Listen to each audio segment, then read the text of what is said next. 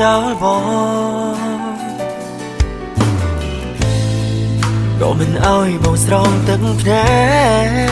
កហេតុអ្វីថ្ងៃនេះសុំបងបាយហើយថ្ងៃស្អែកបងរួមបែបណា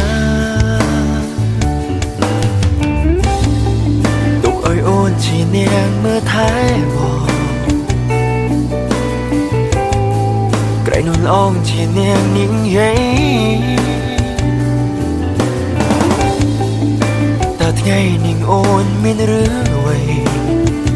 ទើបបានជាថ្លៃ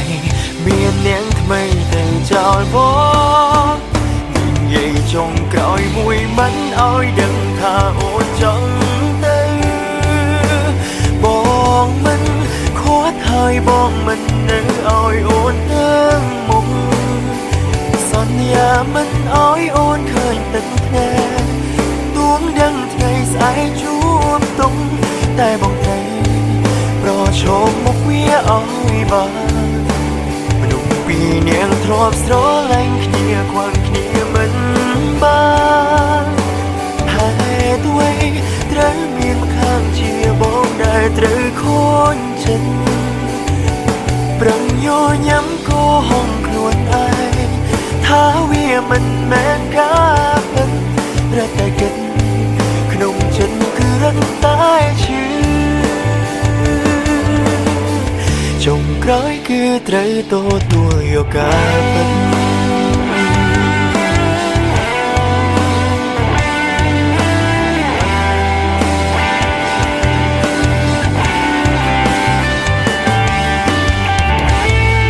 ថាមិនអោយបងអូតែវាស្ងួនជានាងនាងយាយអ្វីថ្ងៃនេះមានអ្នកទី3ខ្លាំងបដូរសំដីមាននាងថ្មីទៅចោលបងនិយាយចុងក្រោយមួយមិនអោយដឹងថាអូនចង់ទៅបងមិនខួតហើយបងមិននៅអោយអូនទៅមុខសន្យាមិនអោយអូនឃើញទឹកភ្នែកទួងដឹងថ្ងៃស្អែកជួបតុងតែបងត្រូវប្រឈមមុខវាអោយបាន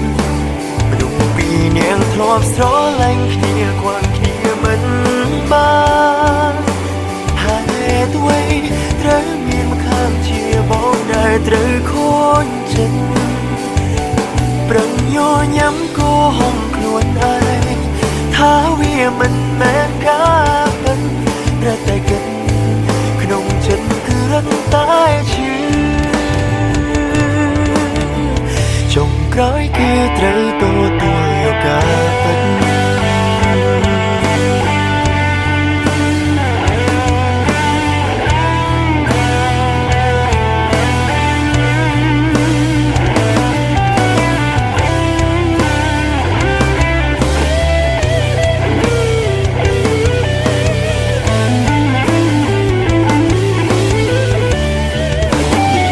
ចុងក្រោយមួយមិនអោយដឹងថាអូនចង់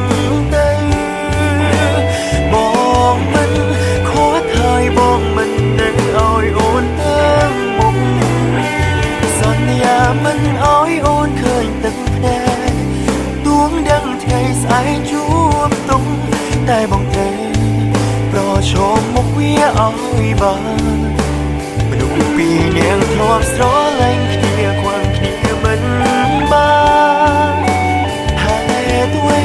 ត្រូវមានម្ខាងជាបងដែលត្រូវខូចចិត្ត